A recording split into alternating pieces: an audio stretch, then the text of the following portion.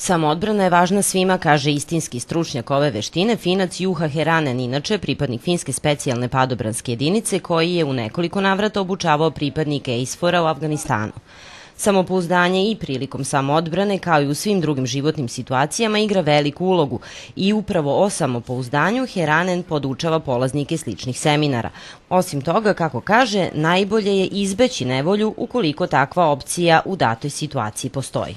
We give some advices, we give some how the situation can be. Polaznike seminara ne mogu za dan ili dva da naučim kako da se odbrane u različitim situacijama, ali mogu otvoriti oči i naučiti ih da razgovorom i to upetljivim može mnogo toga da se postigne, jer kao što sam već rekao, izgrađenim samopouzdanjem možete ispuniti napadača. Ono što svi treba da shvate jeste da ja ne podučavam ljude borbi i tuči i da ovo nije sport, ovo je samoodbrana. Polaznici ovakvih i sličnih seminara uglavnom su ljubitelji borilačkih veština, mada je samoodbrana tehnika, a neki je zovu i sistemom.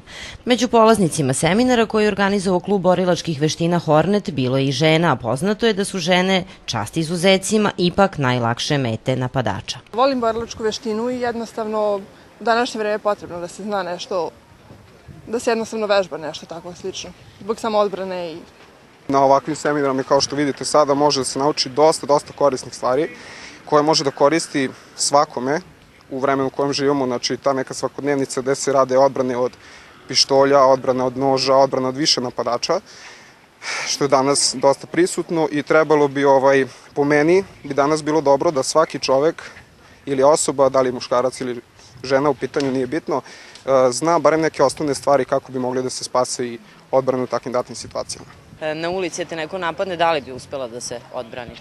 Pa bi ja, mada najbolje bi to znali treneri, ali ja se nadam da bi. Poruka trenera ovakvih veština, bez obzira na vašu spremnost, jeste uvek pokušajte da izbegnete direktnu ili moguću nevolju. Žene ne bi trebalo same da šetaju mračnim ulicama. Takođe, važno je napustiti mesto gde situacija može izmaći kontroli. Ukoliko ipak budete napadnuti iznenada na ulici, poznavanje veštine samoodbrane može vam pomoći, a u nekim situacijama i spasiti život.